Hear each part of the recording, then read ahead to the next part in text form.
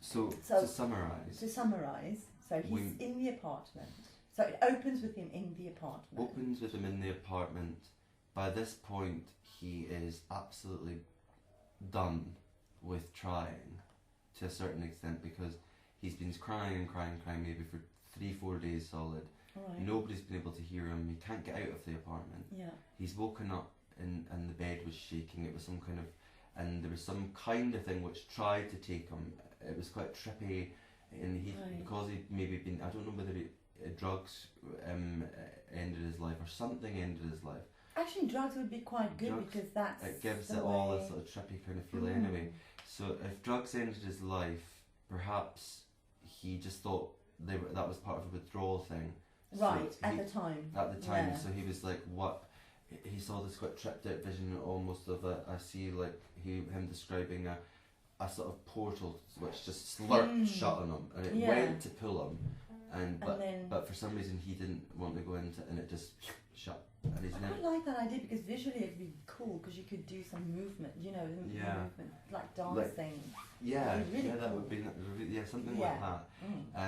To describe that sort of scene, and then he describes how the concierge downstairs just has always been a rude bastard, but he now doesn't hear him. Yeah, and he's ignoring him, and he doesn't understand why the doors aren't open. Because other people are walking through these turn doors, but when he tries, he just can't get out. So he's screaming, "Why can't?" Does he actually realise he's dead? He does now, but he didn't then. Oh, okay. So he's describing what he went through in the last 4 days. Right. And he's like, "This is horrific." And maybe he tells a few jokes. He's like that. And this bitch came in and she stole my this, and you wouldn't believe what she's taken, and she took, and they've been through my porn, and my mum's been here and she found this porn and tranny porn and everything, and they found pictures of you naked, and then you walk in and I'm thinking, God, now they're going to know we were having an affair. Blah, blah, okay, blah, but here's the thing that I liked about it, when you said that even though he's dead. And she's still alive and everything, and it was after they'd had the affair and everything. Yeah. They only then discover, both of them, that actually he's her son and she's his I think mother. they would find. Do you think that? I think they'll find. Do you think that's why he committed suicide? No, I don't think they know that at all. Hell. I don't think they know that. No. I think he just killed himself taking too much crystal meth. Had a heart like an attack. accident. A heart attack, probably just a heart attack. He did like a Heath Ledger or something. Heath Ledger took loads of crystal meth and then took loads of Valium at the same time, so that pulls your heart in 2 different directions. That's what they do. A lot of actors do that because they have to be up to be on set, and then they have to get down to sleep.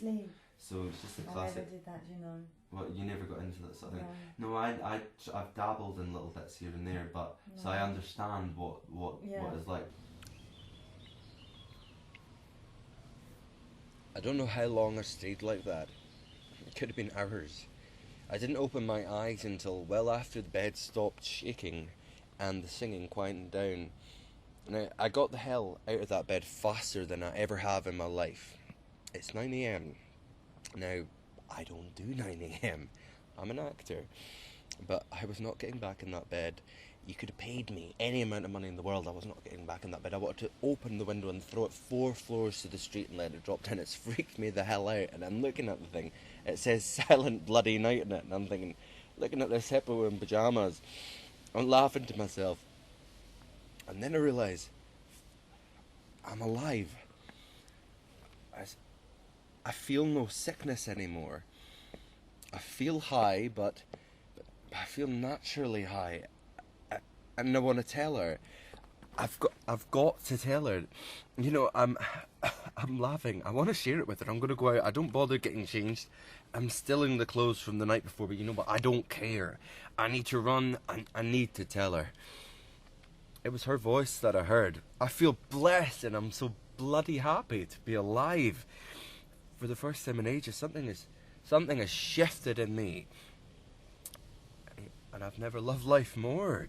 I head down the stairs and I say good morning to the guy on concierge, full of it, like that American actor in It's a Wonderful Life. Now, the concierge is a big Russian bloke, built like a tank, He ignores me. Never mind the twat, I think. I'm alive.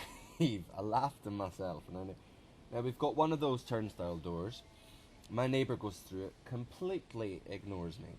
I'm thinking, I know I probably look a bit rough, but you know, that is just rude. I've had a few beers with him, you know what? Maybe he's got his own shit going on. Who cares? I am still here. So, I go to exit the building, right? But every time, the door just turns around, leaving me back inside. Shit me. I'm thinking, fuck, I'm still high from last night. And I try again, but I get the same thing. Then another neighbour comes through, no problem, and the nosy fart from number 21, he gets out. I try again and I just turn right back into the building. In a click. It must be that bloody Russian taking the piss. You know what? He's done something to the door, I think. I said, look, could you let me out? No reply. Okay, mate, look, you've had your laugh, right? Stop bugging around. I'm in a hurry, I tell him, but he's blank. Totally ignoring me. I start to lose my rag, but it doesn't faze him. It's like I'm not there. I scream right in his face. Nothing. A neighbour comes by, this cute lass, and I said, look, could you tell him to let me out, please? No response. And then I don't feel so good. And my stomach is in my fucking boots. Someone up there is having a right good laugh. I've never been so happy to be alive, but I'm not, am I?